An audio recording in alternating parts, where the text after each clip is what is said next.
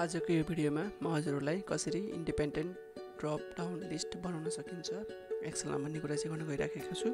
So video complete हेर्दिनु होला। यो डाटालाई बुझौँ। मैले यहाँ बनाउन के खोजिराखेको छु।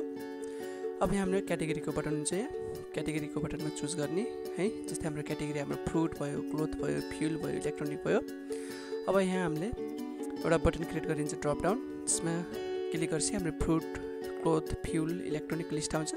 जस्तै अब क्लोथमा क्लिक गर्नु। क्लोथमा क्लिक गरेपछि यहाँ पनि ड्रप डाउन बटन हुन्छ। अनि यहाँ क्लिक गर्ने बित्तिकै क्लोथ आइटमहरू आओस्।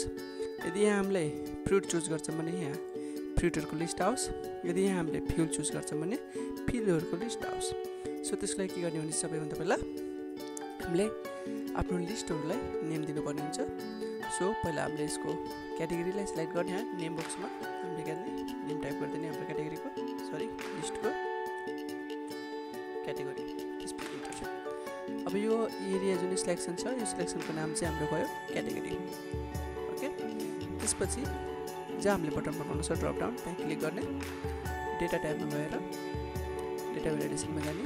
त्यसपछि यहाँनिर हामीले लिस्ट चुज गर्ने। त्यसपछि सोर्समा चाहिँ हामीले चाहिँ त्यो लिस्टको नेम, त्यो सिलेक्सन एरियाको नेम लेख्नुपर्ने हुन्छ। यदि नेम तपाईँले बिर्सिनु भएको छ, स्पेलिङ बिर्सिनु भयो भने केही भएन, F3 किबोर्डदेखि F3 प्रेस गर्नुहोस्। यहाँ तपाईँले जति पनि नेम क्रिएट गर्नुभएको हुन्छ लिस्टको यहाँ देखाइदिन्छ। अहिले एउटा मात्रै नेम क्रिएट गरेको छ, सो देखाएको छ। क्लिक गरेर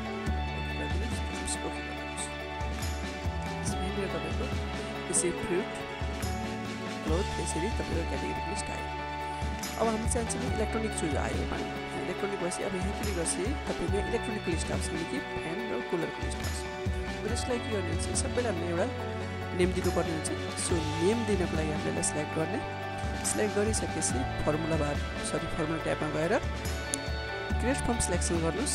त्यसपछि अब यहाँनिर चाहिँ लेफ्ट टिक हटाइदिनुहोस्। ल लेफ्ट टिक हटाइदिने हाम्रो टप राख्यो, किनकि जुन हामीले यिनीहरूलाई नेम दिन छ, यो सिलेक्सनको नेम दिन छ, त्यो सिलेक्सनको नेम यिनीहरूको टाइटलको एकोर्डिङ हुनेछ। जस्तो यो फर्स्ट सिलेक्सनको नाम हुने भयो हाम्रो फ्रुट, यसको क्लोथ, यसको फ्युल, यसको इलेक्ट्रोनिक लिस्ट।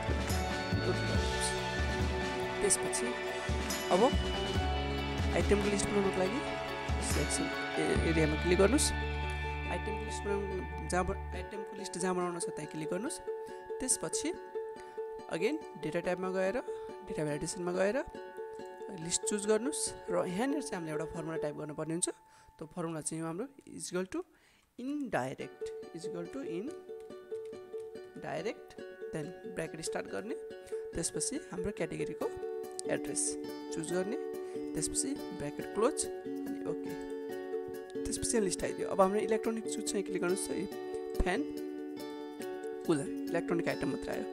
अब यहाँनिर हामीले फ्रुट चुज गरौँ। अब यहाँ तपाईँको एप्पल, म्याङ्गो आयो। ओके, सो यसरी नै सजिलै तरिकाले तपाईँले डिपेन्डेन्ट ड्रप डाउन लिस्ट बनाउन सक्नुहुन्छ।